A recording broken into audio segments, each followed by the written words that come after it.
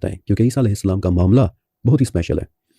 एक तो उन्होंने दोबारा वापस आना है और दज्जाल ने भी आना है और उसने आकर ईसा अलैहिस्सलाम की तरह का ये एक मसीहा बनने का भी क्लेम करना है।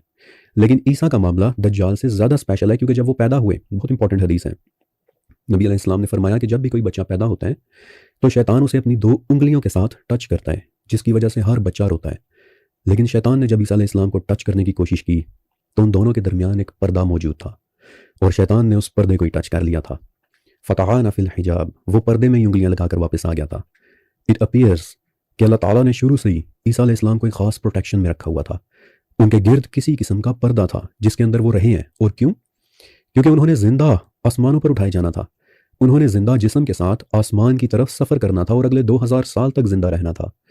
इट अपीयर्स कि अल्लाह ताला ने शुरू से उन्हें किसी ऐसे प्रोटेक्टिव हिजाब या प्रोटेक्टिव पर्दे के अंदर रखा है कि जो किसी किस्म के पानी से भरा हुआ है और जो उन्हें आसमानों की तरफ होने वाले सफ़र, आसमानों से उतरने वाले सफ़र और 2000 साल की तवील ज़िंदगी के दौरान जिंदा रखता है। किस पानी से कोई नहीं जानता, क्योंकि वो पानी H2O नहीं हो सकता। इट माइट बी आब हयात फॉर ऑल वी नो, लेकिन वो H2O नहीं हो सकता। नबी अलैहिस्सलाम ने फरमाया था कि उनके बाल दूर दूर तक गीले नहीं होंगे, लेकिन फिर भी मोतियों की तरह चमकता हुआ पानी उनके बालों से गिर रहा होगा। इट अपीयर्स कि वो किसी प्रोटेक्टिव लेयर के अंदर है कि जो पानी से भरी हुई है, कि जो उन्हें उन तमाम गैर मामूली इवेंट्स के दौरान जिंदा रखे हुए है। ये बात आप सब अच्छी तरह से जानते हैं कि इंसान की ज़िंदगी भी एक ख़ास किस्म के पानी के अंदर पनपती है। रहम मादर में भी फीटस एक पानी के अंदर ही होता है, एक ख़ास किस्म के पानी के अंदर, कि जो उस फीटस को जिंदा रखे हुए होता है। ये सिर्फ एक मिसाल है। और ईसा अलैहिस्सलाम की उस प्रोटेक्टिव लेयर को फिर आगे दज्जाल भी कॉपी करना चाहता है, ताकि वो भी एक दवाम हासिल कर सकें, ताकि वो भी आसमानों की तरफ सफ़र कर सकें, पानी से भरे उन रास्तों को इस्तेमाल करके कि जिनसे ईसा अलैहिस्सलाम आसमान की तरफ गए और फिर वापस आए होंगे। इसीलिए वो छुप छुप कर ईसा अलैहिस्सलाम को ऑब्जर्व कर रहा था। इसीलिए उसने अपने पास पानी की 2 नहरें रखी होंगी कि जिन्हें वो जन्नत और जहन्नम कहेगा। इसीलिए वो ईसा अलैहिस्सलाम को देखकर लुद्ध के मुकाम पर पानी में घुलना शुरू हो जाएगा, क्योंकि इट अपीयर्स, ऐसा लगता है कि उस वक्त वो किसी ऐसे प्रोटेक्टिव रास्ते में दाखिल होने की कोशिश कर रहा होगा कि जो पानी से भरा हुआ है। But it won't work for him.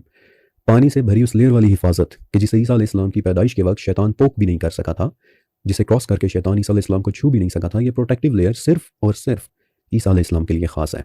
इसीलिए इट वोंट वर्क फॉर दज्जाल। और इसीलिए वो उस पानी में, उस पानी की ताकत को बर्दाश्त ना कर सकते हुए उसमें ऐसे घुलना शुरू हो जाएगा कि जैसे नमक घुल जाता है।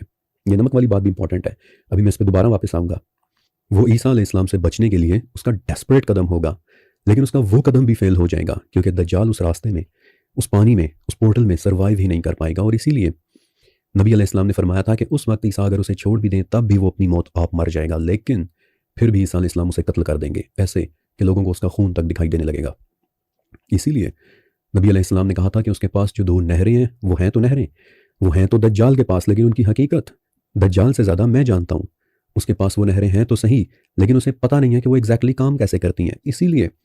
इसीलिए तो वो उन नहरों, उन पानियों के मुतालिक कन्फ्यूज्ड होगा कि जिसे वो जन्नत समझ रहा होगा वो दरअसल जहन्नम निकलेगी, और जिसे वो जहन्नम समझ रहा होगा वो दरअसल जन्नत होगी।